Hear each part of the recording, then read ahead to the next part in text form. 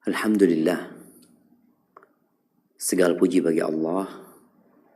Wassalatu wassalamu ala rasulillah. Salat dan salam semoga tercurahkan untuk utusan Allah, untuk baginda Nabi kita Muhammad alaihi salatu wassalam, untuk keluarga beliau, untuk istri-istri beliau, untuk putra-putri beliau, dan untuk seluruh sahabat Nabi. Semoga Allah meridai kita bersama mereka. Amma ba'd, ahibati fillah. Tak terasa kita sudah meninggalkan bulan Rajab. Tadi malam yang melihat rembulan, dia akan melihat bulan sabit sudah mulai menebal. Tapi sebagian kita tidak peduli, sibuk dengan dunianya. Dia mengabaikan urusan agama. Dia tidak pernah bertanya tentang urusan agama. Bagaimana menjadi orang yang lebih baik. Bagaimana meningkatkan semangat beribadah. Bagaimana mendapatkan keuntungan yang lebih banyak lagi dalam mendekatkan diri kepada Allah Azza wa Jalla. Bagaimana cara meraih derajat-derajat yang tinggi di surga Allah Azza wa Jalla. Yang dipedulikan bagaimana menambah pundi-pundi harta. Bagaimana supaya dia bisa naik pangkatnya, bertambah lama kekuasaan. Ahibati fillah, Allah Jalla Jalaluh menjadikan ciptaannya sebagai bahan renungan untuk meningkatkan keimanan. Agar seorang semakin yakin bahwa la ilaha illallah. Coba kita buka firman Allah Azza wa Jalla di surah Al-Baqarah ayat 189. Apa kata Allah Jalla Jalaluh di ayat ini?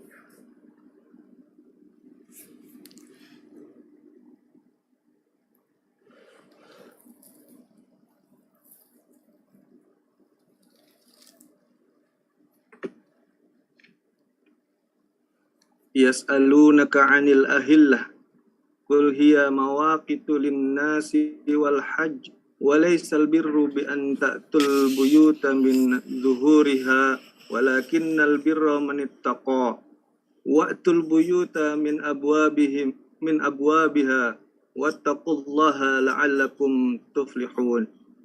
Mereka bertanya kepadamu tentang bulan sabit. Katakanlah, bulan sabit itu adalah tanda-tanda waktu bagi manusia dan ibadah haji lain. Dan bukanlah kebajikan memasuki rumah-rumah dari belakangnya. Akan tetapi kebajikan itu ialah kebajikan orang yang bertakwa. Dan masuklah ke rumah-rumah itu dari pintu-pintunya. Dan bertakwalah kepada Allah agar kamu beruntung. Barakallahu fiik. Ahibati fillah. Bayangin ya. Orang-orang dulu bertanya tentang salah satu ciptaan Allah yang mungkin bagi sebagian manusia di masa sekarang, ya itu hanya peristiwa alam. Memang seperti itu. Tapi pernahkah kita berpikir, kenapa kok seperti itu? Apa hikmahnya? Kalau bulan itu purnama terus kan enak, jadi terang. Tapi kenapa Allah bikin bulan itu lahir dalam kondisi kecil, hampir tidak terlihat. Kemudian dia menjadi lebih besar, lebih tebal lagi sampai tatkala malam 15 dia menjadi bulan. Setelah itu dia mulai berkurang, kemudian hilang dari pandangan mata. Lalu lahir kembali. Seperti itu terus. Ada apa sebenarnya? Ini menunjukkan bahwa orang-orang itu perhatian. Karena sebagian manusia itu menjadikan benda-benda langit sesembahan. Mereka pertuhankan matahari. Mereka pertuhankan planet-planet. Bulan. Sebagaimana kaumnya Nabi Ibrahim. Maka Nabi Ibrahim mengajak mereka untuk merenungkan ciptaan Allah, bukan menuhankan ciptaan Allah. Di ayat ini Allah jelaskan. Qul, katakan, hiya mawaqitu linnas. Allah Jalla Jalaluh yang maha lembut, maha perkasa, dan maha bijaksana. Allah lah yang menjadikannya. Rembulan itu nampak sabit kecil di awal bulan. Kemudian bertambah menjadi bulat ketika tengah bulan. Kemudian berkurang, ya sampai hilang. Apa tujuannya? Agar manusia tahu dengan waktu. Waktu apa? Mereka tahu dengan jadwal kehidupannya. Waktu untuk puasa. Kita jadi tahu kapan Ramadan. Kita jadi tahu kapan puasa Ayyamul Bid. 13, 14, 15. Waktu untuk mengeluarkan zakat. Penentuan itu bukan pakai bulannya Masehi. Jadi kalau bicara zakat itu kan diwajibkan tiap berputar 1 haul. 1 tahun. Tahunnya itu bukan pakai tahunnya Masehi. Pakai tahunnya Hijriyah.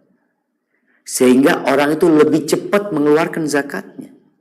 Sehingga kaum fakir miskin lebih cepat mendapatkan haknya. Yang kaya lebih berhati-hati. Jangan sampai ada yang bukan hak dia yang masih tertahan. Bukan milik dia. Udah menjadi hak fakir miskin. Ternyata dia masih tahan. Kalau hitungannya pakai bulan Masehi, ada orang mengeluarkan zakat, ana mengeluarkan zakat Ustadz tiap tanggal 10 Maret. Berarti hak orang miskin itu tertahan selama 11 hari. Karena seharusnya pakai hilal, pakai rembulan. Yang hitungan harinya akan lebih pendek nanti. Kemudian waktu membayar kafarat, ya. Ada kafarat yang harus puasa 2 bulan. Pakai apa? Ya pakai bulan. Pakai hilal ini loh, pakai rembulan. Kemudian juga wal hajj, penentuan ibadah haji. Karena haji itu ditentukan bulan-bulannya. Al-hajju ashhurun ma'lumat, sudah Allah tetapkan. Maka Allah jelaskan secara khusus. Kemudian ahibati fillah. Dengan rembulan ini juga diketahui kapan waktunya gajian. Ya. Tapi karena gajiannya pakai Masehi. Sebenarnya kalau orang-orang faham dengan kalender Hijriyah, faham dengan hilal, mereka bisa menuntut gajian mereka adalah pakai hilal. Itu akan lebih menguntungkan pekerja daripada perusahaan. Karena memang Allah menetapkan tadi, bicara kewajiban mengeluarkan zakat, itu pakai bulan Hijriyah. Ketika melihat hilal, itu ada doanya. Ketika masuk ke awal awal bulan. Bagaimana Nabi SAW mengajarkan doa. Ya. Allahu Akbar. Allahumma ahillahu alaina. Bil amni wal iman. Wassalamati wal islam. Rabbi wa rabbukallah. Lihat bulan itu ya Allah. Jadikan awal bulan ini menjadi bulan yang penuh dengan Islam dan keselamatan, penuh dengan iman dan keamanan. Tuhanku dan Tuhanmu adalah Allah Azza wa Jalla. Ini sebuah syariat yang menjadikan seorang muslim tatkala melihat alam, ada perubahan alam, dia jadi ingat dengan pencipta alam. Karena Allah itu Rabbul Alamin. Allah itu Rabbul Alamin. Kemudian masalah iddahnya orang. Kalau dikatakan 3 bulan iddahnya, itu pakai hitungan apa? Ya pakai hitungan bulan yang kita lihat itu. Jadi sesuatu yang mudah sebenarnya orang ketika melihat, oh kira-kira tanggal sekian nih. Tapi karena kebanyakan kita udah gak peduli, jadi ya akhirnya mereka tidak dapat memanfaatkan sesuatu yang sangat bermanfaat sekali. Ahibati fillah. Kemudian Allah berfirman di surat At-Taubah ayat 36. Apa kata Allah Azza wa Jalla? Nah, barakallahu fiik. Sukses.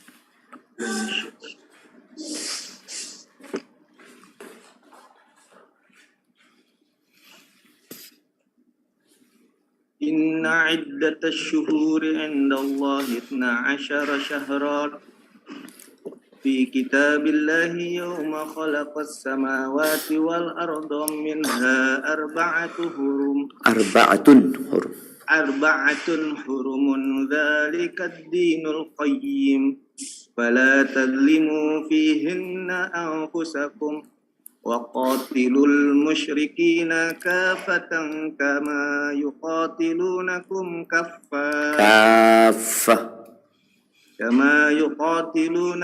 كافة واعلموا أن الله مع المتقين.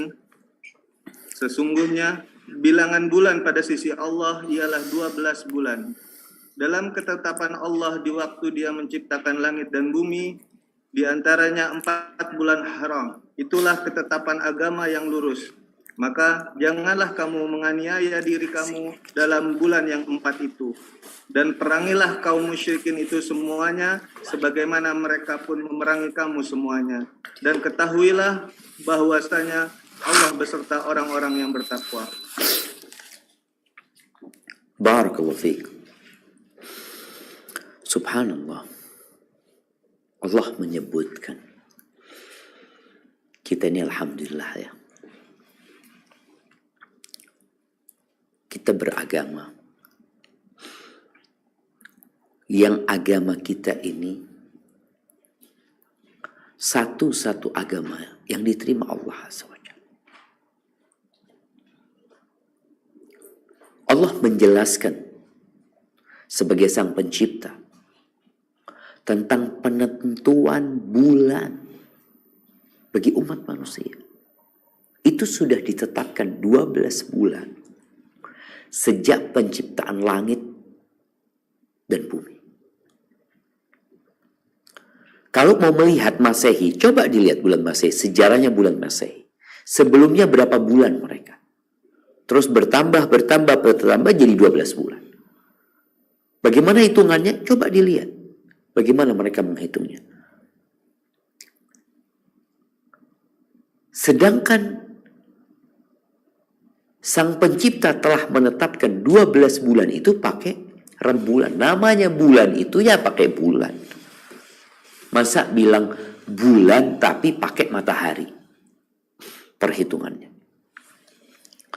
Dan sejak dulu 12 bulan itu sudah ada dalam catatan Allah. Di antara 12 bulan itu ada 4 bulan haram. Apa 4 bulan haram itu? Januari, Februari, Desember, atau November, Desember, Januari, sama bulan Agustus. Kita yang muslim, memang Nabi SAW pernah menyampaikan, latattabi'unna sanana man kana qablakum. Kalian itu akan meniru, akan mengekor, akan mengikuti gaya-gaya, tata cara orang-orang sebelum kalian. Sama persis, sejengkal-sejengkal, sehasta-sehasta persis. Hatta lo dakhalu juhra rabbin la dakhaltu. Sampai kalau mereka masuk ke dalam lubangnya dhab. Ini salah satu binatang melata ya di padang pasir seperti iguana padang pasir tuh. Kalau orang-orang itu masuk ke lubangnya yang sempit, aromanya tidak nyaman, nggak enak, kalian akan ikut. Para sahabat bertanya, al-Yahud wal Nasara. Yang dimaksud dengan mereka Yahudi dan Nasara. Kata, faman, siapa lagi? Siapa lagi kalau bukan mereka? Dalam hitungan rembulan ini pun, kita ikut sama mereka. Waktunya gajian, semua. Kebanyakan umat Islam itu gajiannya pakai bulan Masehi. Dan mereka menganggap biasa gitu loh. Padahal dengan menentukan gaji itu dengan bulan Hijriah, kita mengingatkan para pekerja yang Muslim dengan awal bulan-bulan Islam. Karena di situ ada ibadah-ibadah yang harus dikerjakan. Tapi ya mungkin orang akan menganggap, ya gimana Ustadz? Sekarang kan udah banyak yang gak tahu, banyak yang gak kenal. Ya nanti satu saat anak kita pun akan linglung dengan sejarahnya. Ketika bicara tentang perang Badar, terjadi pada tahun kedua Hijriah di bulan Ramadan, dia bingung. Dia hafalnya tahun 2022. Ketika dikatakan tahun kedua berarti 2020 tahun yang lalu. Enggak.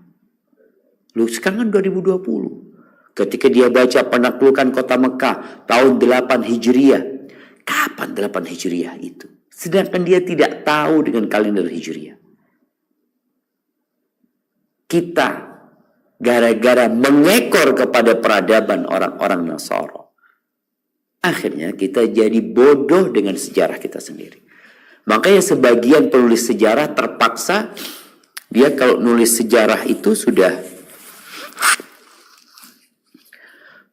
menuliskan kalender Masehi. Sekian.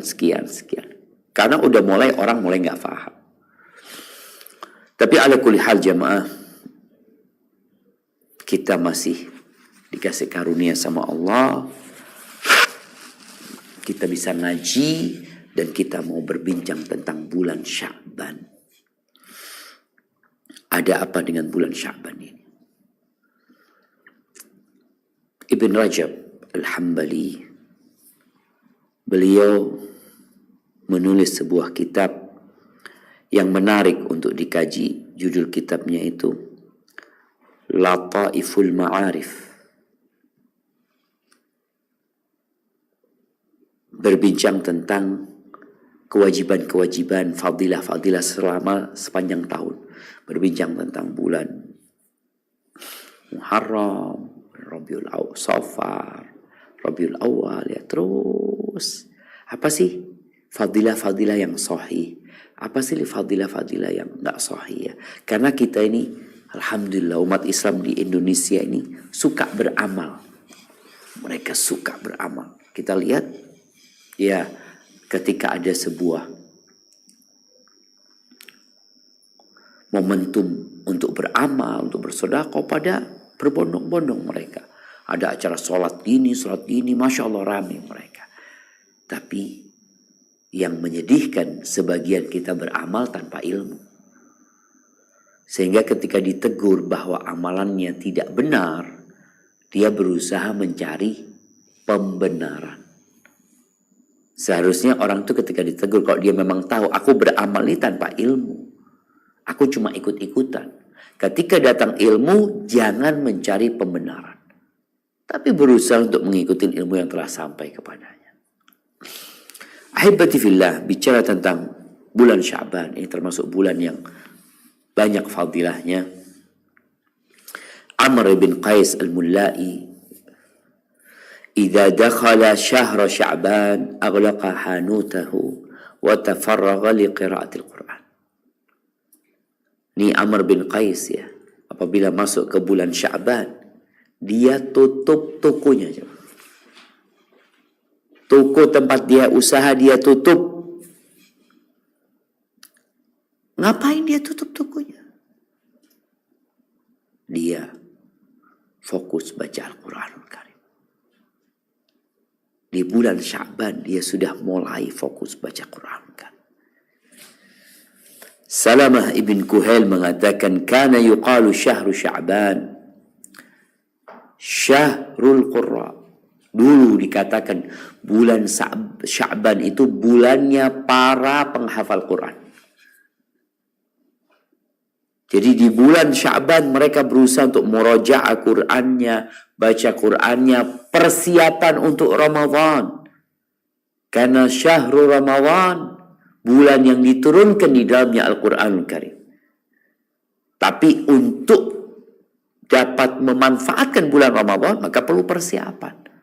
Bulan Sya'ban ini bulan persiapan untuk masuk ke bulan Ramadan. Habib Ibn Thabit idza dakhala Sya'ban, dia juga mengatakan hadza syahrul qurra. Dia mengatakan ini bulannya para penghafal Quran.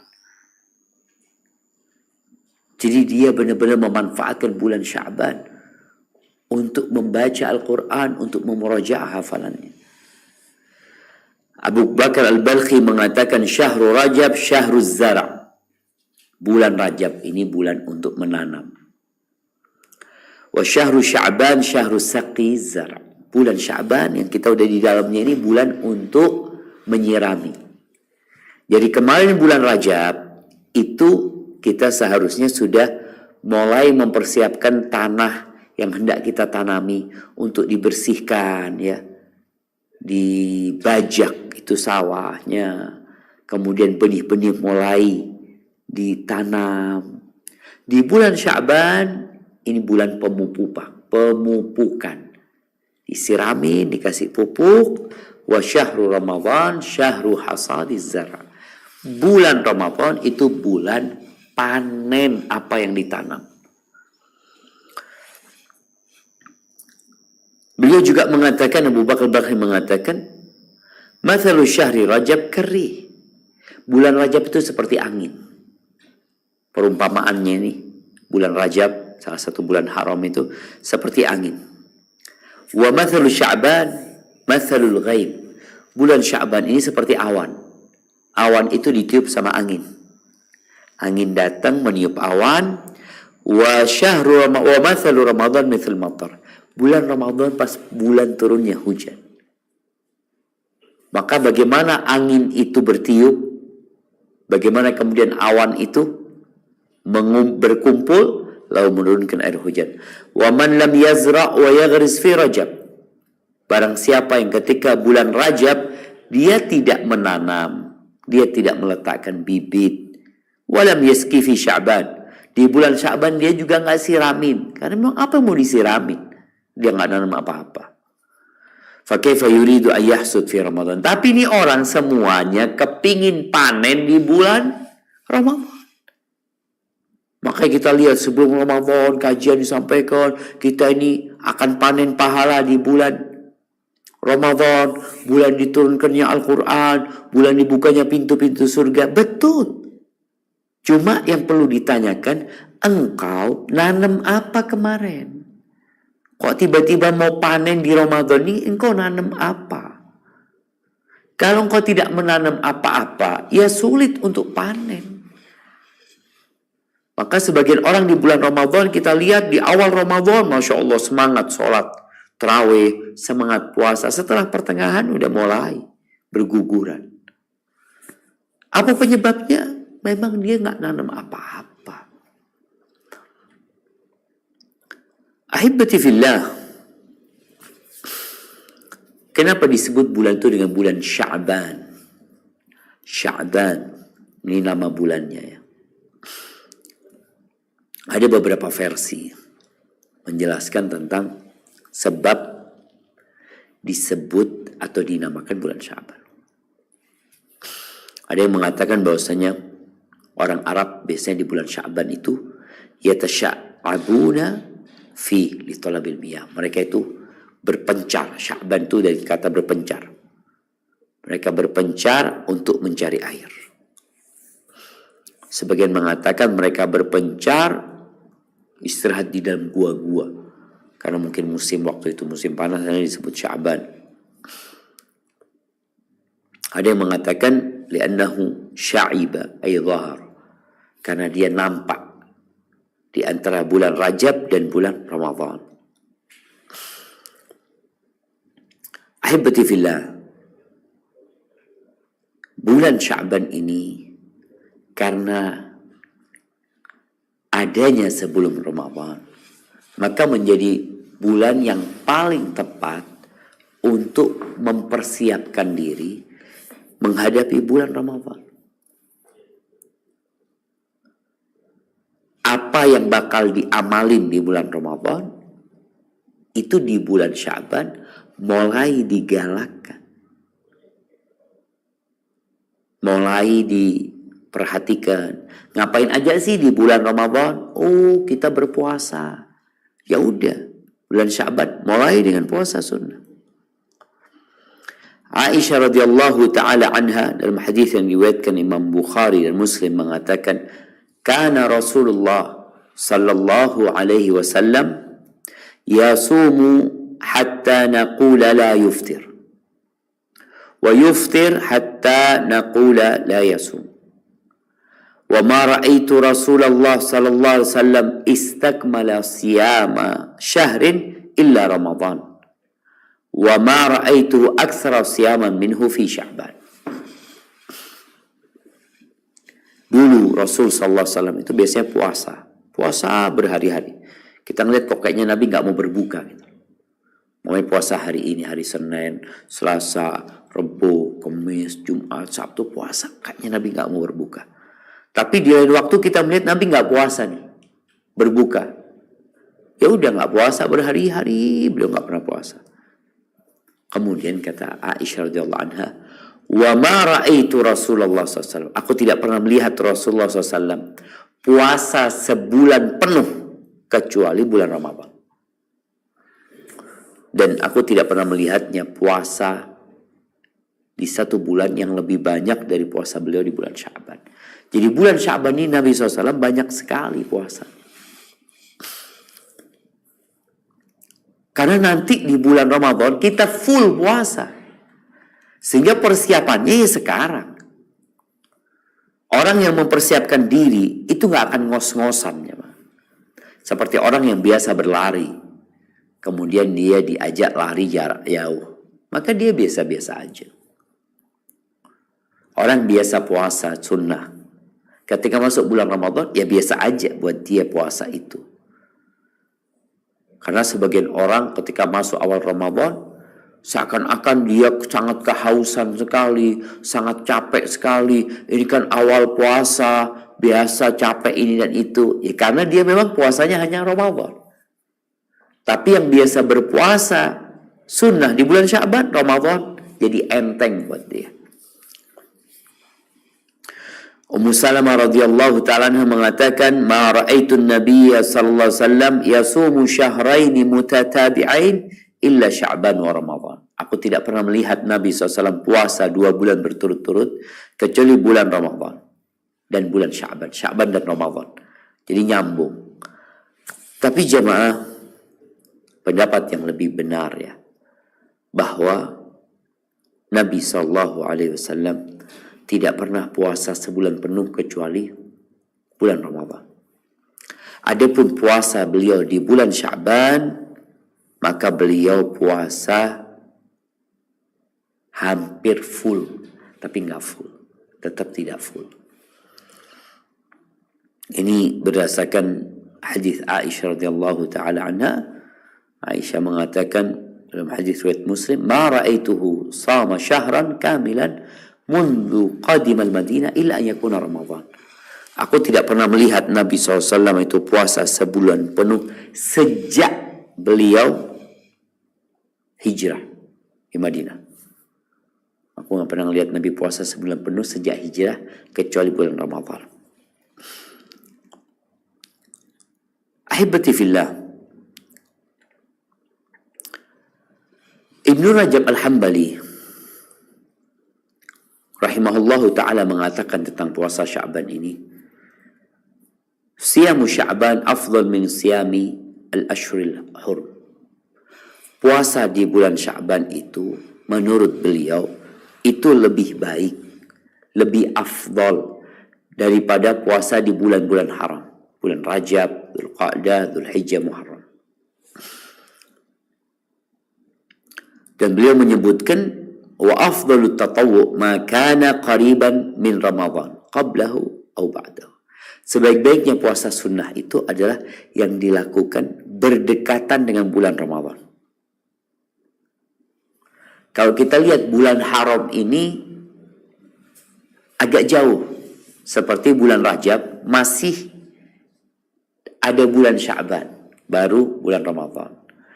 Bulan Dzulqa'dah yang merupakan bulan haram itu juga ada setelah sebelum Dzulqa'dah itu bulan Syawal. Di bulan Syawal ada puasa 6 hari, puasa sunnah.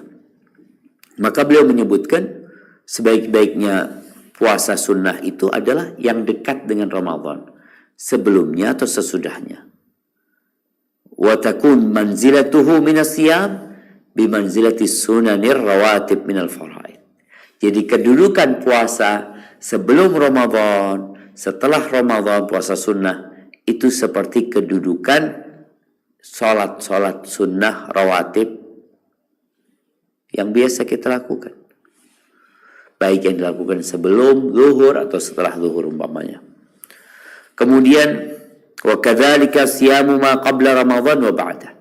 Begitulah pula puasa sebelum dan sesudah Ramadan. Ahibati fillah, beliau menyebutkan ada sunnah-sunnah yang mutlak. Dan puasa juga seperti itu. Sehingga ibadah yang paling mulia adalah yang berdekatan dengan ibadah yang wajib. Seperti sholat sunnah qabliyah atau ba'diyah. Para ulama berbeda pendapat tentang penyebutan alasan. Kenapa Nabi SAW kok banyak sekali puasa di bulan Sya'ban? Apa alasannya? Pendapat pertama mengatakan karena Nabi SAW biasa puasa 3 hari dalam sebulan. Tapi terkadang beliau nggak puasa disebabkan safar atau perkara-perkara yang lainnya. Maka hari-hari yang beliau nggak puasa itu terkumpullah di bulan Sya'ban ini. Maka beliau mengqadha'nya. Karena Nabi SAW apabila melakukan ibadah sunnah, biasanya beliau akan terus menjaga ibadah tersebut, nggak ditinggal. Kalau ketinggalan beliau akan mengqadha'. Ini pendapat yang pertama. Jadi beliau menjadikan bulan Sya'ban bulan untuk menggantikan puasa 3 bulan dalam sebulan yang beliau tinggalkan. Makanya banyak puasanya. Kalau 10 bulan beliau nggak puasa berarti kan butuh 30 hari, butuh 1 bulan. Pendapat kedua mengatakan bahwasanya istri-istri Nabi itu mereka biasanya mengqadha utang puasa Ramadan di bulan Sya'ban. Nabi puasa dalam rangka mendampingi istri-istrinya. Ini sebagaimana dalam riwayat Aisyah, bahwasanya Aisyah itu nggak mengqadha puasa Ramadan kecuali di bulan Sya'ban karena sibuk dengan Nabi SAW. Ini pendapat yang kedua. Anda lihat pendapat kedua ini ada unsur suami itu mendampingi istrinya. Jadi istri kadang kala punya utang ya, udah suaminya puasa sunnah, istrinya bayar utang, puasa wajib. Sehingga istri juga nggak harus sibuk melayani suami makan siang ya, karena sama-sama berpuasa. Ini menjadi contoh baik ya buat kita yang punya istri yang belum melunasi utangnya, maka hendaklah mendampingi istrinya di bulan Sya'ban ini agar istrinya bisa lunas utangnya. Kalau ada kawan biasanya ringan jemaah. Kemudian pendapat yang ketiga yang ini disebutkan pendapat yang lebih kuat ya, mengatakan bahwasanya bulan Sya'ban itu bulan yang tercepit antara 2 bulan yang besar. Bulan haram yaitu bulan Rajab dan bulan puasa. Biasanya orang itu lalai karena bulan ini kecepit, dianggap nggak ada. Mereka sibuk dengan bulan Rajab, mereka sibuk dengan bulan Ramadan. Bulan Sya'bannya terlupakan. Usama bin Zaid, hibbun Nabi SAW, wabnu hibbih, ya. Salah satu sahabat kekasih Nabi SAW, dia dan bapaknya, Masya Allah, dua orang yang sangat dikasihi sama Nabi SAW. Beliau bertanya kepada Nabi SAW mengatakan, Ya Rasulullah, lam araka tasumu syahran min asyuhur ma tasumu min Sya'ban. Hai Rasulullah, aku belum pernah melihat engkau puasa ya sebulan dari bulan-bulan yang ada sebanyak puasamu di bulan Sya'ban. Ada apa? Qala, Nabi SAW mengatakan, dzaka syahrun yaghfalun nas anhu. Beliau mengatakan bulan Sya'ban itu bulan yang dilalaikan, dilupakan sama manusia. Baina Rajab wa Ramadan. Karena letaknya terjepit antara bulan Rajab, bulan haram, dan bulan Ramadan.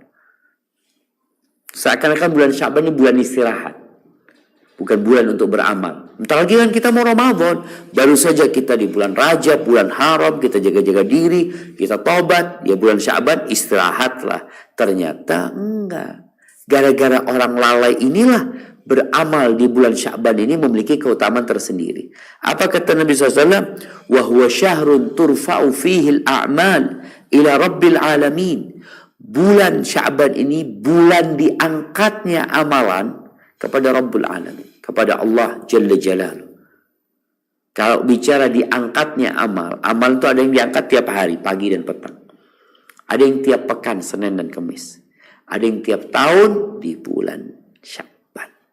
Beliau mengatakan, fa'uhibbu ayyurfa'a amali wa ana sha'im. Kata Nabi SAW, aku ingin amalanku diangkat itu dalam kondisi aku berpuasa. Maka kalau kita lihat puasa di bulan Sya'ban ini sangat dianjurkan. Tanggal berapa? Terserah. Yang jelas mulai awal Sya'ban usahakan berpuasa. Kalau mau ambil Senin Kemisnya, ambil Senin Kemisnya.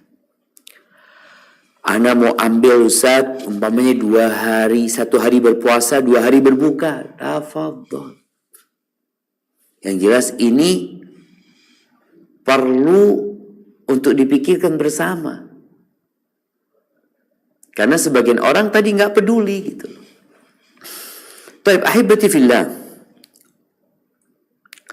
Ada pendapat yang mungkin kita akan mendengarnya dari sebagian ustadz yang menyampaikan tentang bulan Sya'ban ini, tentang puasa sunnah setelah nisfu Sya'ban.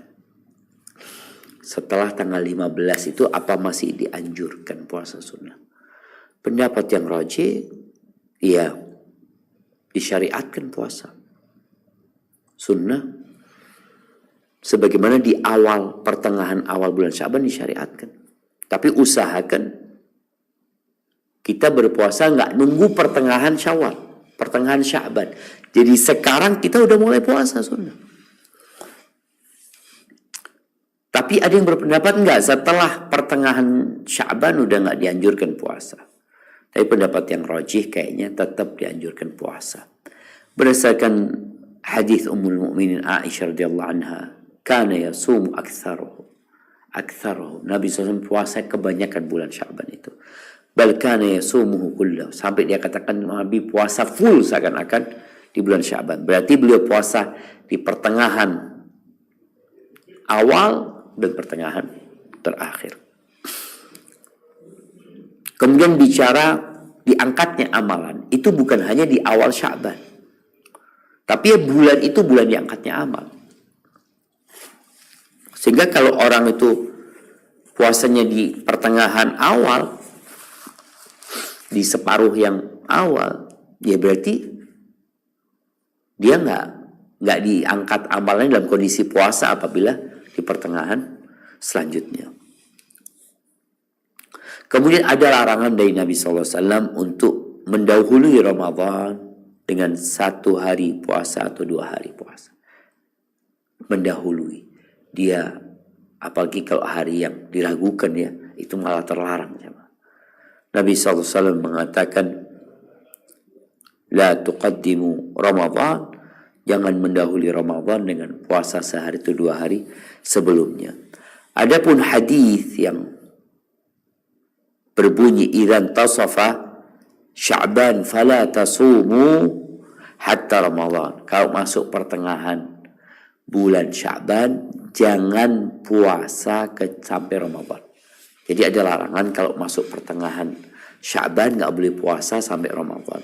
Namun hadis ini diperselisihkan kesahihannya oleh para ulama, sehingga Al-Imam Ahmad mengatakan tentang hadis jangan mendahului Ramadan dengan puasa sehari dan 2 hari sebelumnya, bahwasanya hadisnya hadis mungkar menurut beliau. Jadi ya ahibati fillah, maka tetap dianjurkan puasa setelah setengah Ramadan, tapi usahakan kita puasanya sebelum pertengahan sudah puasa. Karena buat orang yang biasa puasa setelah Ramadan aman gitu loh, nggak ada masalah dia melanjutkan puasa setelah pertengahan Ramadan. Ahibati fillah, At-Tahawi mengatakan tentang larangan puasa setelah masuk tengah Sya'ban. Beliau mengatakan huwa mansukh, itu hukumnya sudah dihapuskan. Beliau pun menukil ijma' atas ditinggalkannya beramal dengan hadis tadi. Sehingga kebanyakan ulama mengatakan la yu'malu bihi, nggak diamalkan tuh hadis, tapi ada sebagian ulama yang tetap mengamalkan, seperti Al-Imam Syafi'i. Mereka melarang memulai, ingat, melarang memulai puasa sunnah setelah pertengahan Ramadan, melarang memulai.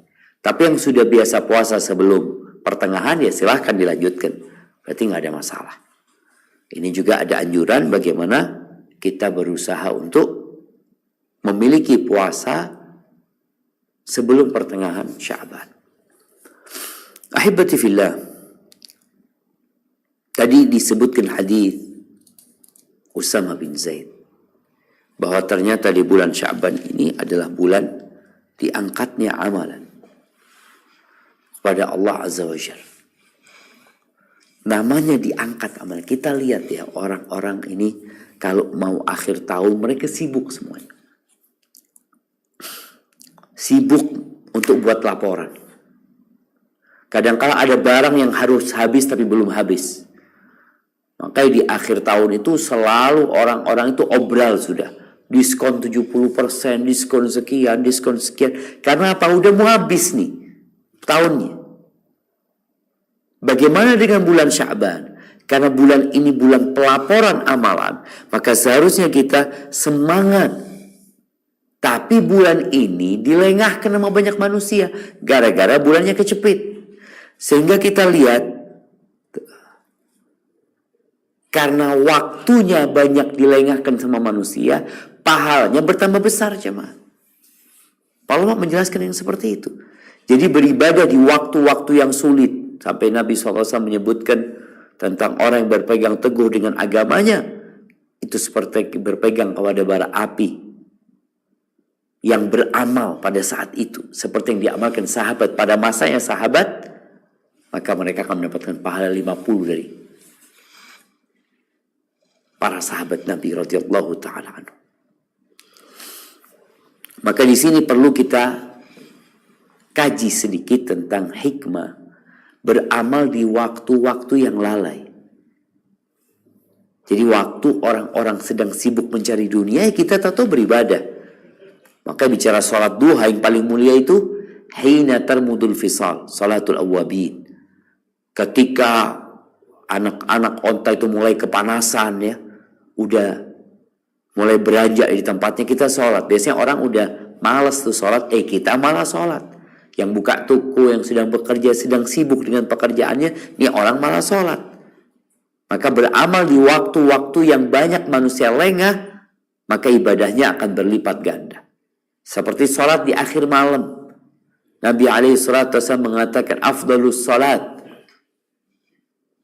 ba'dal faridah qiyamul lail. Sebaik-baiknya sholat sunnah setelah sholat wajib itu ya qiyamul lail. Ketika orang-orang sedang tidur gitu loh, sedang menikmati, ini malah beribadah. Disebutkan di sini beberapa faedah tentang menghidupkan waktu yang dilalaikan itu dengan amalan-amalan soleh.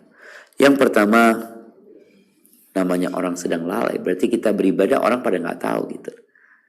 Di sini menyembunyikan amalan sunnah ya, itu lebih utama daripada menampakkannya. Apalagi bicara puasa. Puasa ini amalan yang tidak terdeteksi sama manusia. Maksudnya, ya kan nggak kelihatan. Orang puasa dengan tidak puasa itu ada tandanya. Nggak kelihatan tandanya. Nggak ada gerakan yang dilakukan. Orang sholat dengan tidak sholat kelihatan. Oh, ini sedang sholat. Dari mana kau tahu? Ya aku tahulah. Dia menghadap ke kiblat, kemudian dia mengatakan Allahu Akbar, kemudian dia rukuk, dia sujud. Kelihatan orang ini sedang sholat. Tapi kalau dikatakan orang ini sedang puasa, dari mana engkau tahu sedang dia puasa? Sedangkan puasa itu meninggalkan dan bukan mengamalkan. Meninggalkan. Itu meninggalkan syahwatnya. Dari fajar terbit sampai matahari terbenam. Kemudian biasanya beribadah di waktu yang dilalaikan manusia itu lebih berat untuk jiwa manusia. Dan semakin berat untuk jiwa manusia, maka pahalanya semakin berlipat ganda.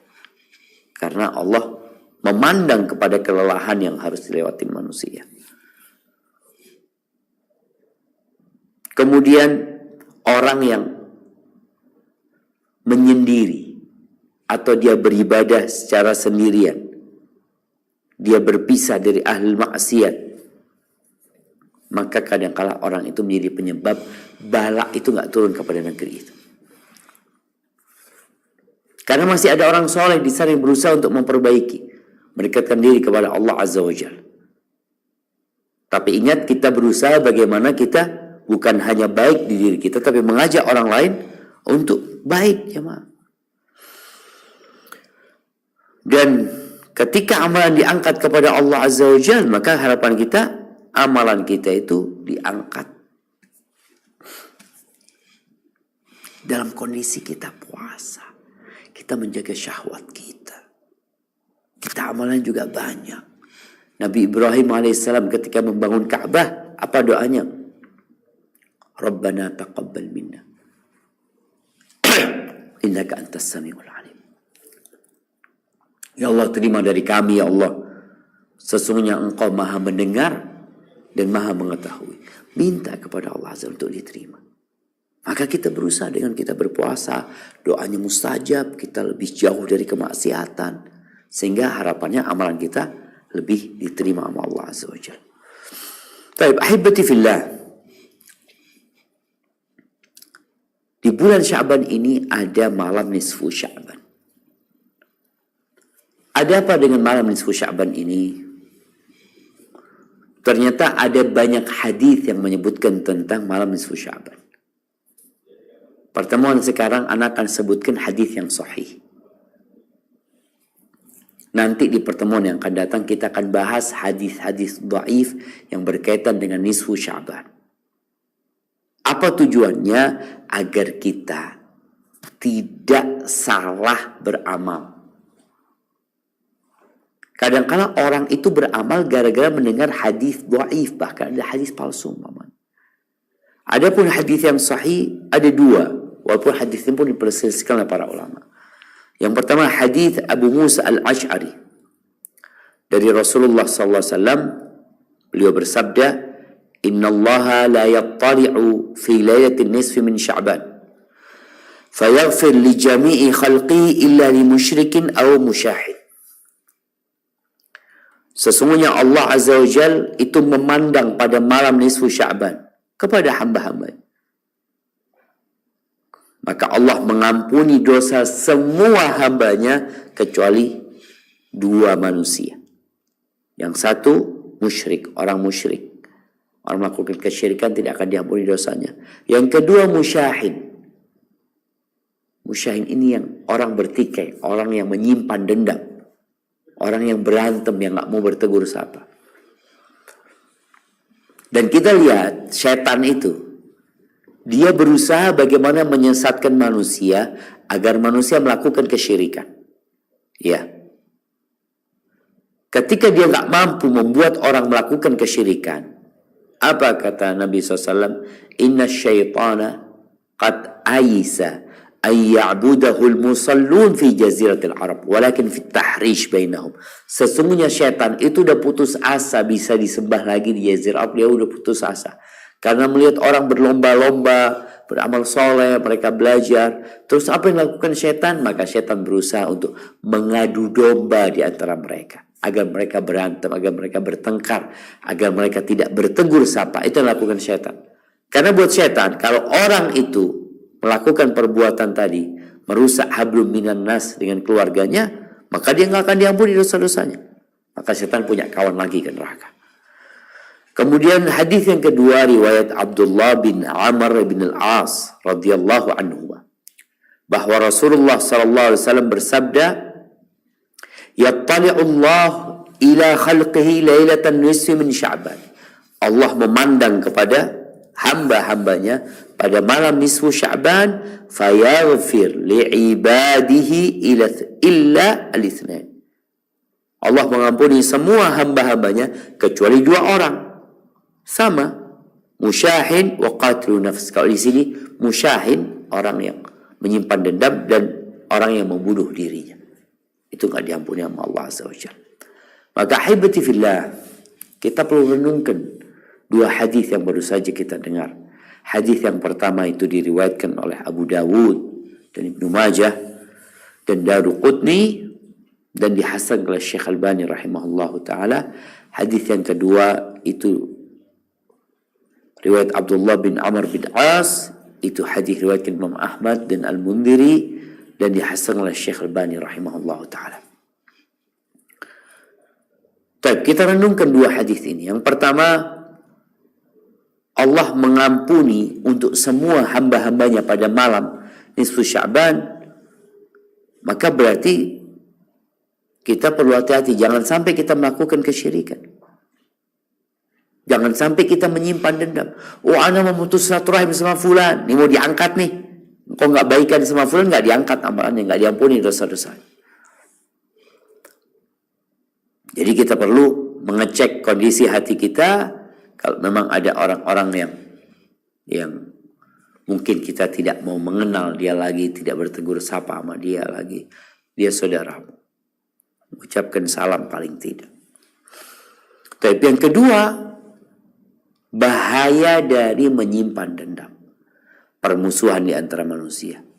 Allah nggak ngampuni dosa-dosa orang yang menyimpan dendam. Setiap hari Senin dan Kamis pun ketika diangkatnya amal sama, kecuali buat orang yang menyimpan dendam dan orang yang bermusuhan sama saudaranya. Maka hendaklah kita berusaha untuk meninggalkan dua sebab yang kita nggak akan diampuni dosa-dosa kita sampai kita bertobat kepada Allah Azza wa Jalla. Baik, ahibati fillah, rasa kita cukupkan di sini. Insyaallah kita akan membahas pada perjumpaan yang akan datang tentang fadilah-fadilah yang berkaitan dengan nisfu Sya'ban. Kemudian juga kita akan melihat apakah amalan-amalan yang dilakukan oleh masyarakat itu sesuai dengan sunnah Nabi SAW apa tidak. Tentunya kita akan kembali kepada qala Allah, qala Rasul, firman Allah dan sabda Nabi Muhammad SAW yang berkaitan dengan nisfu Sya'ban ini, sehingga kita beramal dengan harapan amalan kita diterima oleh Allah Jalla Jalaluh. Barakallahu fiik. Itu mungkin dapat kita kaji pada kesempatan kali ini. InsyaAllah kita lanjutkan pada perjumpaan yang akan datang berkaitan dengan amalan-amalan yang tidak sesuai dengan sunnah dan hadis-hadis yang tidak sahih yang berkaitan dengan malam nisfu Sya'ban. Hadza wa sallallahu ala nabiyyina Muhammadin wa ala alihi wasallam. Ana kembalikan ke moderator. Jazakumullah khair. Baik Ustaz, jazakumullah khairan atas ilmu yang disampaikan. Kita buka tanya jawab untuk Ukhti Mulan. Tafadhol untuk di unmute, langsung bisa bertanya dengan Ustaz. Jazakallah khair. Assalamualaikum Ustaz. Waalaikumsalam warahmatullahi wabarakatuh. Ahlan wa sahlan. Naam, tafadhal. Sebelumnya Ana mau mengucapkan secara pribadi terima kasih sama Ustadz, jazakallah khairon wa barakallahu fiik. Karena Ana ini baru setahun lebih Ustadz ngaji. Alhamdulillah dari dari tahun kemarin sebenarnya Ana udah pernah interaksi langsung sebelumnya perihal masalah yang menimpa Ana tahun lalu. Alhamdulillah Ana sekarang ini Ustadz sudah hijrah ke Jawa Timur. Alhamdulillah. Masya Allah, barakallahu fiik. Ikut suami dinas di sini Ustadz. Sekali lagi mohon doanya Ustadz, semoga rumah tangga Ana yang kali ini dengan suami Ana lindungi Allah, dijaga dan dijauhkan dari godaan syaitan. Barakallahu fiik, waffaqakallah li kulli khair wa afakillah min kulli syarr. Nah, tafadhali ukhti Mulan.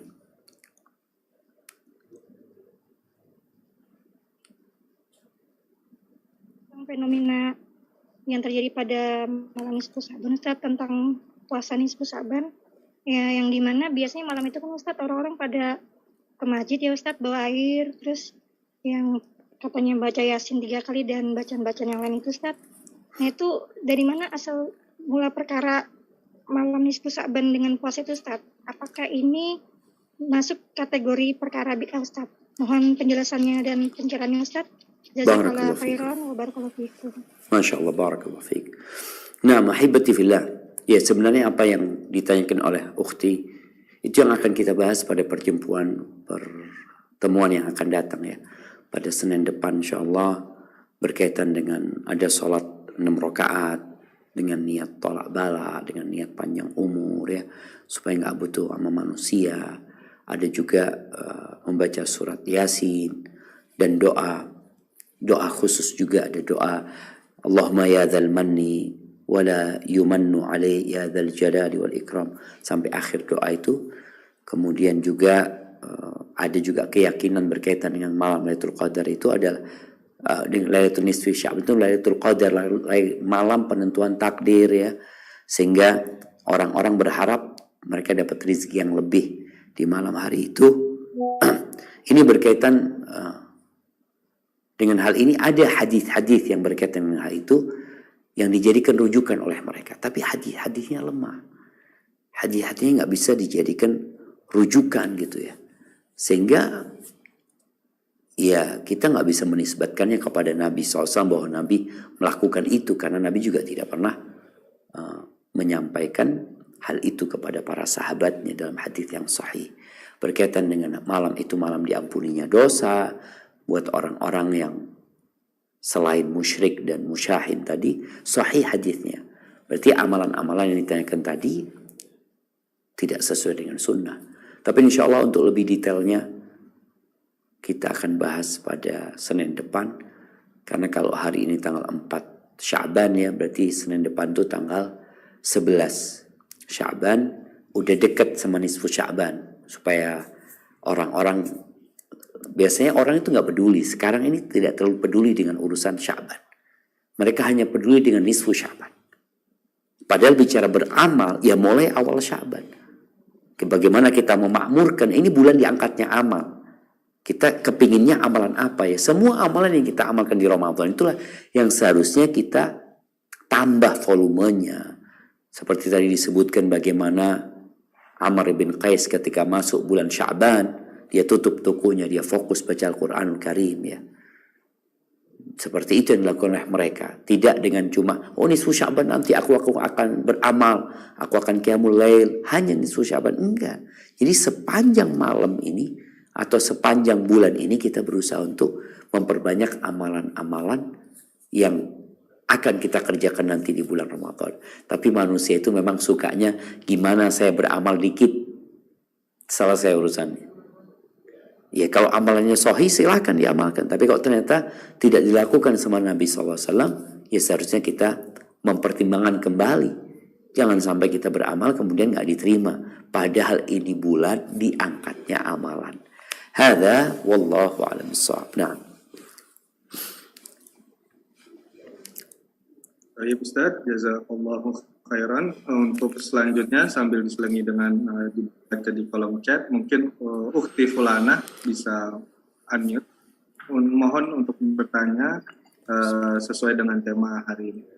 Tafadhal Ukhti Fulana.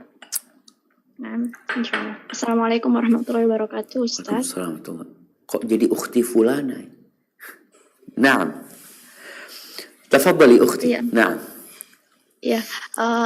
Ustaz, mau bertanya terkait dua golongan yang mungkin tidak diampuni sama Allah, yang orang musyrik tadi.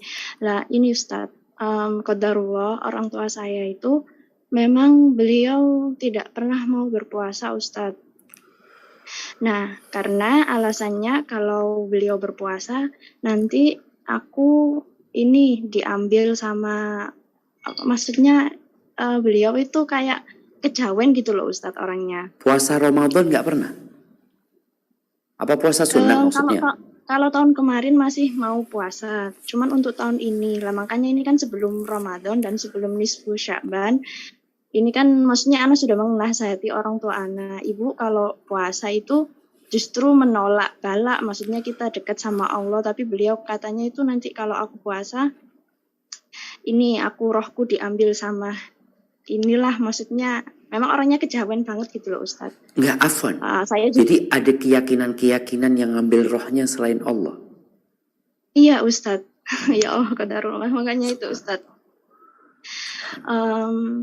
Makanya ini sebelum masuk Ramadan dan sebelum nisfu Sya'ban, saya juga ingin maksudnya menasihati kembali orang tua Ana. Iya. Tapi juga maksudnya ilmu saya Sholat, kan tapi terbatas. ibu sholat. Ibunya sholat.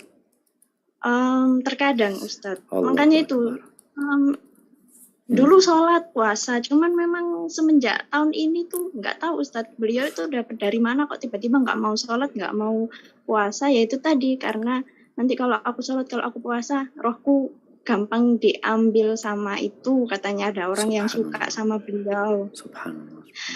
Nah, Terus itu, ibu Ustadz, tinggal sama makanya. siapa? Sama Kenapa? anti? Enggak, saya di rumah sendiri, Ibu, di kampung sana Ustadz. Cuman memang seminggu sekali saya pulang. Sama siapa ibu tinggal? Sama Bapak Ustadz. Oh, berdua sama bapak. Bapak sendiri Iya. sholat dan puasa? Ya jarang sih Ustadz, maksudnya memang orang pegunungan ya Ustadz. Jadi Allahu mereka Akbar. berdua itu memang kejawennya itu masih kuat banget gitu loh. Nggak ada saudara yang tinggal sama bapak sama ibu? Anak-anaknya? Nggak ada, kebetulan anak tunggal saya Ustadz. Allah yubarik fiki. Allah yubarik fiki. Ustadz. Kayaknya Ya, harus lebih itu. sering pulang nanti. Kalau memang bisa, kalau tadi seminggu sekali. Karena memang orang tua itu tadi ketika anaknya cuma ketemu sekali, kemudian nanti di kampung situ dia ketemu sama orang lain gitu ya, yang akan memberikan ilmu kepada mereka berdua. Iya, insya Allah Ustadz. Nah, makanya saya ini gimana caranya? Siap, Maksudnya ibu itu juga terkadang kena pengaruh jin gitu loh Ustadz. Bagaimana menyembuhkan? Maksudnya ya menasihati beliau sehingga beliau itu, oh iya ya, maksudnya ada Allah gitu loh. Kok malah beliau malah lebih takut sama itu tadi, beliau nggak mau puasa sama nggak mau sholat karena takut hal itu tadi daripada takut sama Allah. Allahu Akbar. Seperti itu Ustadz. Siap, barakallahu fiki. Jazakallahu khairan Ustadz. Assalamualaikum warahmatullahi wabarakatuh. Waalaikumsalam warahmatullahi wabarakatuh. Pertanyaan ukhti ini menjadi menjadi cemeti buat kita semua, buat para ustadz ya, para pendakwah, dan buat setiap orang yang udah ngaji, setiap muslim ini. Kita tuh punya kewajiban ya untuk menyampaikan agama Allah ini. Rasul SAW mengatakan, balighu anni walau ayah, sampaikan dari aku walaupun satu ayat gitu. Alhamdulillah dakwah via media jalan, tapi kita perlu juga dakwah yang seperti yang dikatakan tadi, yang ke gunung-gunung, yang di kampung, yang mereka kadang-kadang nggak tersentuh gitu dengan dakwah ini. Atau yang berdakwah itu mengajak kepada yang salah. Seperti tadi dikatakan ada yang bisa mengambil nyawanya, ruhnya, ini dan itu. Jadi apa yang harus dilakukan jemaah? Ya kita harus lebih semangat lagi menyampaikan agama Allah ini. Dan yang kedua, ya memulai dakwah itu memang dengan memperbaiki keimanan. Karena kalau bicara la ilaha illallah, kita semua tahu bahwasanya la ilaha illallah ini mengandung dua rukun. Yang pertama namanya nafi, peniadaan, di mana kita mengatakan la ilaha, yakni tiada Tuhan yang berhak disembah. Nggak ada Tuhan yang berhak disembah. Banyak Tuhan-Tuhan, nggak ada yang berhak disembah. Illallah. Kemudian kita menetapkan kecuali Allah Azza wa Jalla. Maka bagaimana sekarang memahamkan kepada orang tua tentang makna la ilaha illallah. Kenalkan orang tua dengan kekuasaan Allah, dengan kebesaran Allah. Karena ahibati fillah, kadangkala ada orang yang mengatakan, saya itu berobat kepada ustadz dengan cara diruqyah, tapi nggak sembuh-sembuh. Berangkat ke dukun langsung sembuh. Itu akhirnya dia jadi gak percaya sama Allah Azza wa Jalla. Padahal Allah Jalla Jalaluh, jalan menujunya itu memang penuh dengan rintangan. Maka kenalkan orang tua kita khususnya tentang kebesaran Allah. Mungkin duduk sama orang tua, bicara tentang surat Al-Fatihah. Nanti bicara tentang tafsir surat Al-Ikhlas, Qul huwallahu ahad, ya. Mungkin nanti duduk sama ayah sama bunda, ya. Yuk kita baca tafsir surat Al-Fatihah, ya. Disitulah bagaimana kita mengatakan Alhamdulillahirabbil alamin. Tafsirkan Bismillahirrahmanirrahim, ya. Yang mana kita kalau memulai amalan harus dengan nama Allah, karena semuanya milik Allah. Jadi kekhawatiran dengan fulan-fulan itu perlu kita tanamkan. Allah itu Rabbul Alamin. Sampaikan kepadanya kalau semua orang itu ingin memberikan mudarat kepada kita, tapi Allah nggak berkenan, akan mungkin. Karena semuanya milik Allah Azza wa Jalla. Ceritakan tentang bagaimana Nabi Ibrahim ketika dilemparkan ke api, Nabi Ibrahim tidak terbakar. Bukan karena Nabi Ibrahim kebal, bukan. Karena apinya itu tetap membakar.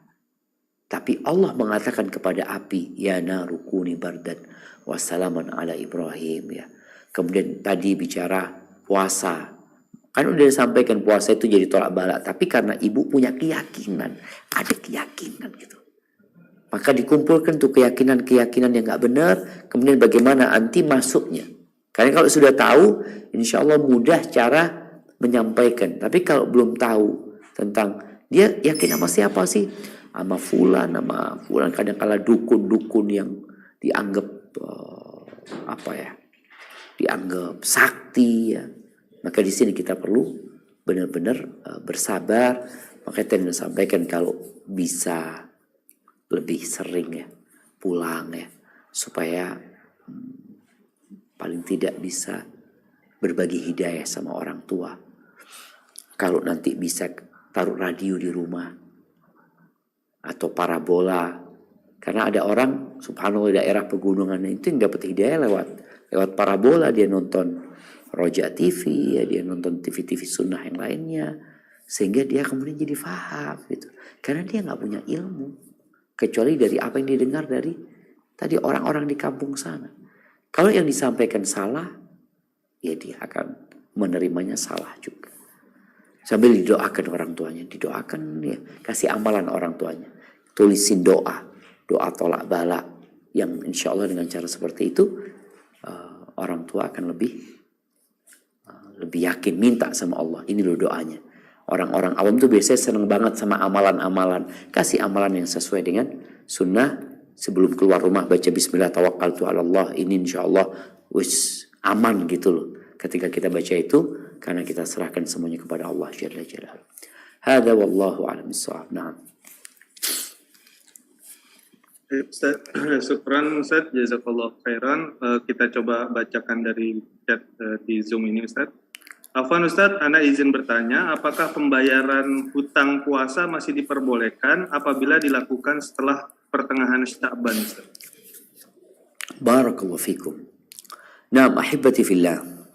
Tadi disampaikan bahwasanya memang ada khilaf di antara para ulama tentang puasa setelah nisfu Sya'ban. Pendapat yang rajih nggak apa-apa puasa setelah nisfu Sya'ban. Bagi yang belum puasa sunnah pun, umpamanya dia mau puasa tanggal, ana lupa nggak puasa di awal Sya'ban, ana mau puasa tanggal 17 Sya'ban, boleh, nggak ada masalah. Yang nggak boleh sehari atau 2 hari sebelum Ramadan. Apalagi kalau bicara puasa wajib qadha, maka nggak ada masalah. Karena memang selama belum masuk bulan Ramadan, kita itu masih diperbolehkan membayar hutang. Dan waktu pembayaran hutang itu memang berakhir dengan masuk bulan Ramadan. Sehingga kalau bayar utang tanggal 18 Ramadan, tanggal 18 Sya'ban, 20 Sya'ban ya, insya Allah nggak ada masalah. Dan nasihat Anda segera dibayar hutangnya ya. Karena banyak di antara kita menunda-nunda pembayaran hutang sampai nanti datang Ramadan. Akhirnya masih tersisa utang yang seharusnya bisa dia lunasin. Hadza wallahu a'lam bissawab. Nah. Baik Ustaz, pertanyaan selanjutnya tafadhol yang Raisya bisa di-unmute untuk bertanya langsung ke Ustaz. Mohon bisa sesuai dengan tema. Assalamualaikum warahmatullahi wabarakatuh, Ustaz. Waalaikumsalam warahmatullahi wabarakatuh. Ahlan wa sahlan. Barakallahu fiik. Nah. Wafik barakallah. Ustaz Afwan, ini kan kebetulan kan kalau anak punya kebiasaan kan puasa Senin Kamis ya. Nah. Terus kalau misalkan ini kan di bulan Sya'ban itu kan untuk memperbanyak puasa gitu ya. Tapi anak ambilnya cuma Senin Kamis itu gimana Ustaz? Artinya di bulan Rajab anti biasa Senin Kamis gitu. Di bulan sebelumnya Senin Kamis. Sebelumnya itu udah kebiasaan punya puasa itu Senin Kamis. Siap. Bagaimana dengan apakah mencukupkan dengan hal itu? Ini apa lebih memperbanyak puasa sunnahnya atau hanya Senin Kamis itu tuh nggak apa-apa. Terus yang kedua Ustadz Afwan, ini kebetulan kan anak kan tinggal di lingkungan yang memang orang belum mau kayaknya sih belum mau mengenal sunnah gitu.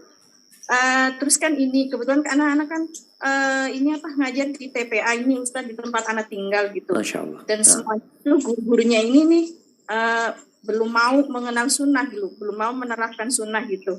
Terus kan ini kan ada acara kayak semacam malam nisfu Sya'ban gitu di ininya ke anak-anaknya atau gitu. Terus kayak semacam nanti tanggal 20 Maret insya Allah itu ada Isra Mi'raj gitu, perayaan Isra Mi'raj. Terus dari anak pribadi itu menyampaikan, Afwan sebelumnya anak tuh nggak bisa untuk terlibat seperti itu, tapi untuk kegiatan yang lain seperti ya kayak semacam masih ngajar itu anak masih bisa, tapi kalau misalkan untuk perayaan-perayaan seperti itu anak tidak bisa. Anak udah sampaikan itu Ustadz. Ini kebetulan kan anak-anak kan juga ngaji di situ juga Ustadz. Kebetulan kan yang ngajar tuh guru yang lain gitu ya. Itu menyampaikan ke anak-anak itu harusnya gimana ya Ustadz? Masya Allah. Biar anak nggak bingung jadi anak-anak. Biar anak tuh nggak bingung gitu Ustadz. Iya. Itu aja Ustadz. Masya Allah. Pertanyaan dari anak. Jazakallah khairan. Masya Allah. Barakallahu fiik. Nah, ahibati fillah. Ya, ini pertanyaan menarik ya buat orang yang sudah biasa puasa Senin Kamis. Gimana di bulan Sya'ban? Maka bulan Sya'ban kalau bisa ditambah. Karena Nabi SAW memperlakukan bulan Sya'ban ini lebih spesial gitu. Jadi kalau bisa puasa Senin Kamis, mungkin dia puasanya Senin sampai Kamis. Jadi biasanya puasa Senin Kamis di bulan Sya'ban, mungkin puasa Senin sampai Kamis. Jadi setiap pekan puasanya 4 hari umpamanya. Senin, Selasa, Rabu, Kamis. Jumat, Sabtu, Ahad, libur. Nanti Senin sampai Kamis. Itu kalau mampu. Tapi ingat sebaik-baiknya amal itu yang berkesinambungan walaupun sedikit. Kalau nggak mampu, yang ada dijaga. Tapi tetap untuk bulan Sya'ban ini kalau bisa ditambah volumenya. Tadi kita udah membaca cerita Aisyah radhiyallahu taala anha, cerita Ummu Salamah radhiyallahu taala anha bahwa Nabi SAW itu puasa Ramadan, puasa Sya'ban itu hampir full ya. Bahkan sebagian riwayat mengatakan nyambung puasanya bulan Sya'ban sama bulan Ramadan, seakan-akan puasa 2 bulan berturut-turut. Maka kita berusaha untuk menambah volume puasa kita di bulan Sya'ban. Tapi bukan hanya puasa ya. Tadi disebutkan bulan ini bulannya pembaca Al-Quranul Karim. Mulai sekarang kita baca Quran, mulai menghatamkan Al-Quran Karim di bulan Sya'ban, nggak nunggu bulan Ramadan, bulan ini. Dan biasanya orang puasa itu punya waktu lebih banyak, karena dia nggak sibuk makan, nggak mikirin makan, maka gunakan atau manfaatkan waktu ini untuk memperbanyak amal soleh di bulan Sya'ban. Salah satunya membaca Al-Quranul Karim, berbakti sama orang tua, ya, berbuat baik kepada tetangga. Apalah amalan-amalan yang bisa kita amalkan. Sholatnya ditambah. Kalau sholat duha 2 rakaat gimana? Sekarang ana tambahin jadi 4 rakaat, ya. Yang penting berusaha untuk istiqamah mengamalkannya. Taib ahibati fillah. Adapun bagaimana cara kita menghadapi masyarakat, ya, yang kadangkala mereka belum faham bagaimana sebenarnya amalan-amalan yang dianjurkan sama Rasul SAW. Tapi kalau kita melihat mereka bikin acara, tadi baca, beribadah di malam nisfu Sya'ban, ya, kemudian bikin baca acara ketika Isra Mi'raj, ini menandakan orang-orang itu kepingin kebaikan gitu. Orang-orang itu semangat berbuat baik. Nah, bagaimana kita mengarahkan? Jadi ada orang berbuat kebaikan, cuma kebaikannya ini tidak sesuai dengan yang diajarkan Nabi SAW. Loh, tapi kan baik. Nah, baik menurut siapa? Maka tugas anti tadi menyampaikan kepada mereka, ana kalau sudah sampai, ana nggak bisa ikut yang seperti ini. Karena sejatinya kalau bicara Isra Mi'raj, ya, kita itu pesan Isra Mi'raj yang kita terapkan dalam kehidupan ini. Sehingga kita Isra Mi'raj itu sehari 5 kali. Itu puasa 5 waktu itu. Mengenang Isra Mi'raj, ya, seperti itu.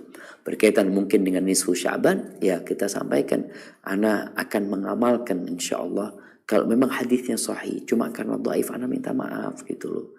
Jadi anti berusaha untuk merendahkan diri. Menyampaikan kepada mereka bahwa anti memang sedang belajar. Ya kita semua sedang belajar gitu loh. Ketika mungkin anak sampaikan, ternyata hadis nisfu Sya'ban itu yang sahih cuma 2 tadi. Nanti mungkin ada orang, enggak Ustaz, ada yang ketiga, ini itu. Ini dianjurkan. Ya sudah, kalau memang sahih kita amalkan jamaah. Seorang muslim itu hidupnya berputar dengan dalil. Dia mengikuti qala Allah, qala Rasul. Nabi menyampaikan, ya kita ikut gitu loh.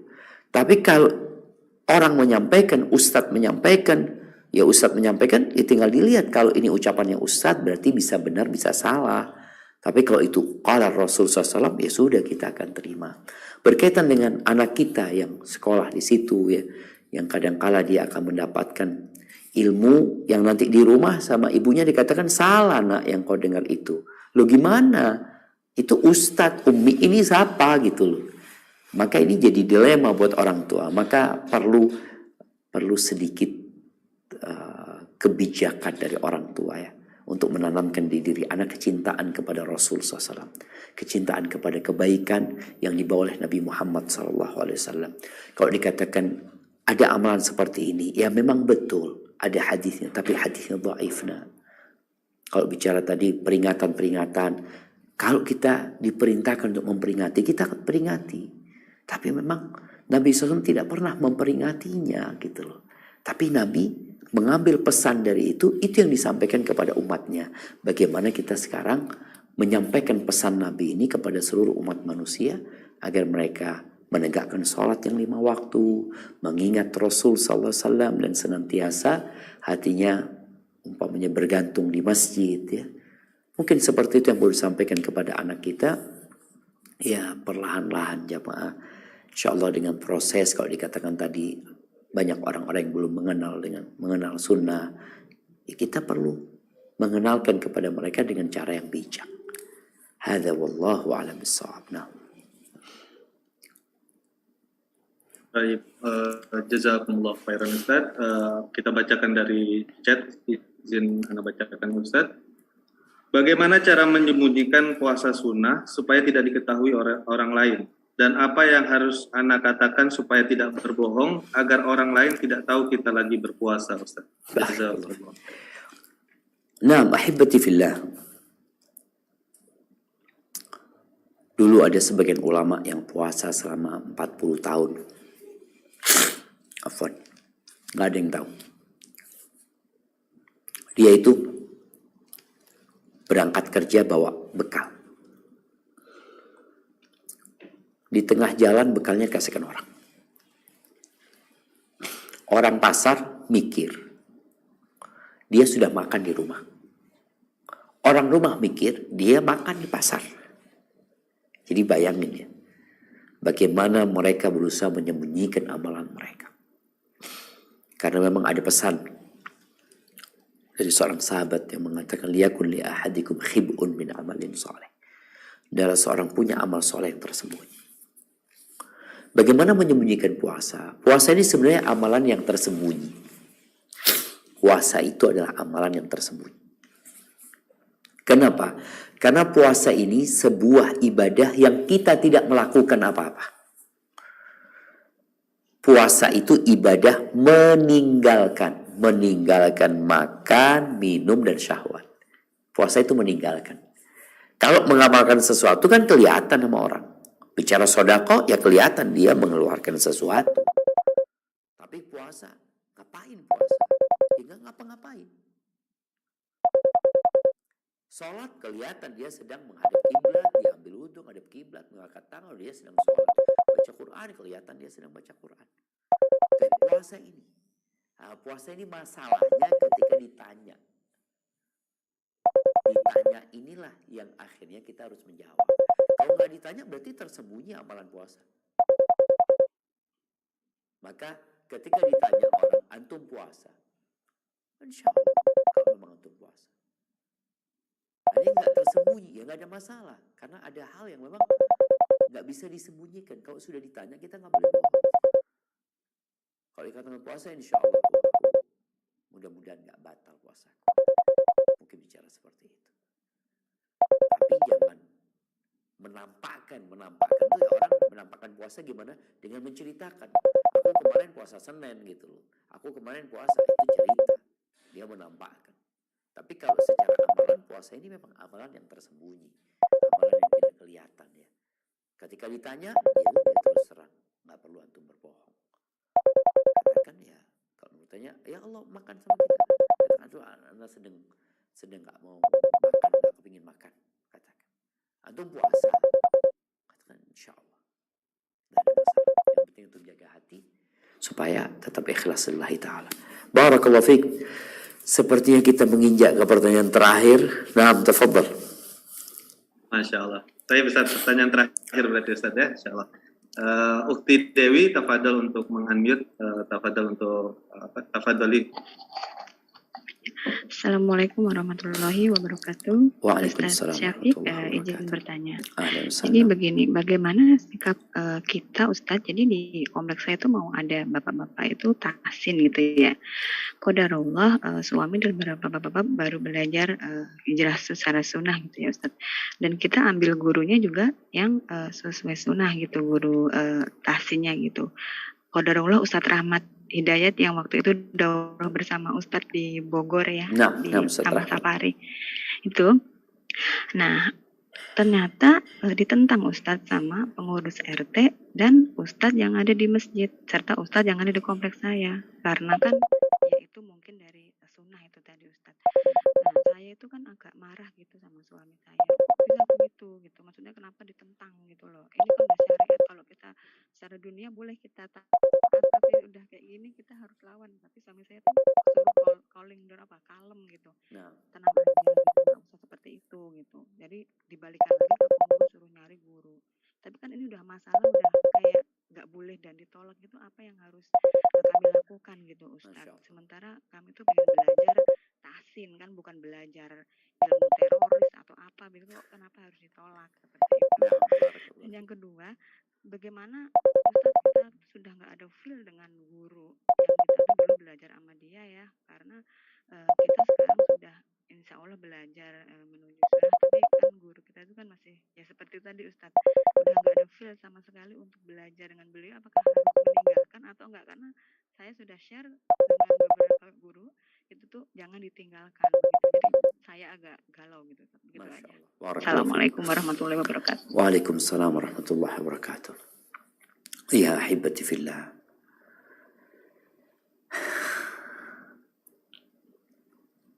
Terkadang ada yang takut sama sunnah.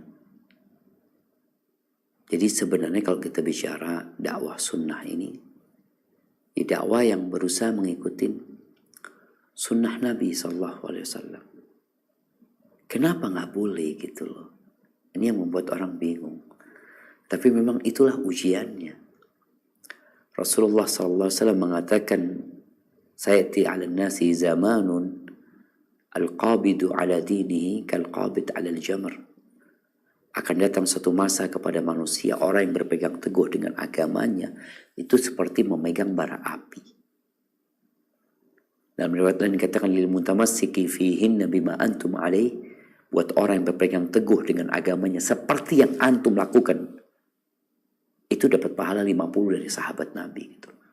Berat memang, memerlukan kesabaran. Jadi kadang-kala orang bertanya, kenapa sih ditentang gitu loh? Ya memang seperti itu dakwah ini. Bagaimana Nabi SAW? Nabi itu ngajak ke apa sih? Nabi cuma mengajak kepada la ilaha illallah. Dilemparin batu Nabi SAW. Diusir. Terus apa yang dilakukan Nabi SAW? Sabar. Dan Allah mengatakan, wasbir ala ma yaquluna wahjurhum hajran jamila. Sabar dengan ucapan-ucapan mereka, omongan-omongan mereka, dan tinggalkan mereka dengan cara yang baik. Kalau sekarang mungkin belum bisa, mungkin lain waktu kita sampaikan. Jadi apa yang disampaikan suami memang harus sabar. Itu yang perlu kita lakukan gitu. Perlu sabar. Tunjukkan Islam itu indah gitu. Apalagi Islam yang sesuai dengan sunnah Nabi SAW itu indah. Penuh dengan kesabaran. Mereka mungkin tidak tahu, tidak paham. Mereka takut. Iya. Ada kekhawatiran, ini mungkin ngajarkan radikal, ini bukan ini dan itu macam-macam. Ada yang seperti itu. Tapi selama kita jalankan dengan sunnah Nabi SAW, insya Allah Allah akan mudahkan. Kesabaran itu bersamanya kemenangan. Jadi nggak perlu dengan menentang. Tunggu sebentar. Alhamdulillah. Yahdikumullah wa yuslih balakum.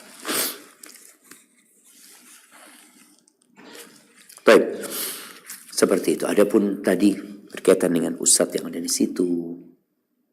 Ya kita lihat ketika ustadz itu yang disampaikan tadi ngajar ngaji umpamanya tahsin, ya nggak ada masalah walaupun kita mungkin sudah istilahnya ilfil ya, udah nggak respect lagi sama mereka. Maka kita lihat apakah ini bisa menjadi jalan buat dakwah. Ketika bisa menjadi jalan buat dakwah, maka ahlan wa sahlan gitu. Kita tetap belajar. Tapi kalau ternyata nantinya dia menyampaikan hal-hal yang menyimpang, yang tidak sesuai dengan apa yang Allah ajarkan dan Rasulnya SAW, maka mau nggak mau ya kita meninggalkan. Jadi melihat kondisi mungkin seperti itu. Hadza wallahu a'lam bissawab. Itu yang dapat Anda sampaikan. Kurang lebihnya mohon maaf. Semoga Allah membimbing kita untuk tetap berada di atas jalan kebenaran ini sampai ajal menjemput kita. Sering-sering baca doa yang dibaca Nabi Yusuf ya. Tawaffani musliman wa alhiqni bis salihin. Ya Allah, matikan aku dalam kondisi Islam dan kumpulkan aku dengan orang-orang saleh. Barakallahu fiik. Anda kembalikan ke moderator. Baik, Ustaz, jazakallah khair. Izin bertanya, Ustaz, hari ini kuis tidak ada, Ustaz?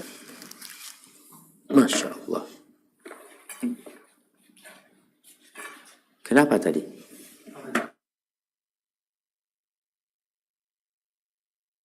Baik, jazakallah khairan pada para jamaah. Mari kita tutup kajian hari ini dengan doa kafaratul majlis. Subhanakallahumma bihamdika asyhadu an la ilaha illa anta astaghfiruka wa atubu ilaik. Insyaallah ila liqa pada kajian selanjutnya. Barakallahu fikum jami'an. Assalamualaikum warahmatullahi wabarakatuh. Waalaikumsalam.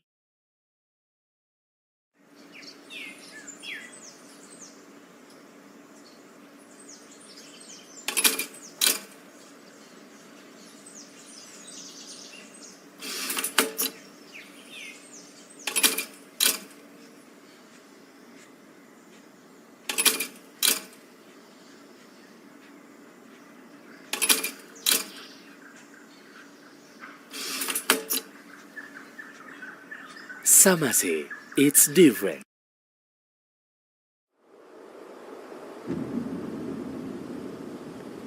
Klik tombol berikut untuk mendapatkan update ilmu yang insya Allah bermanfaat.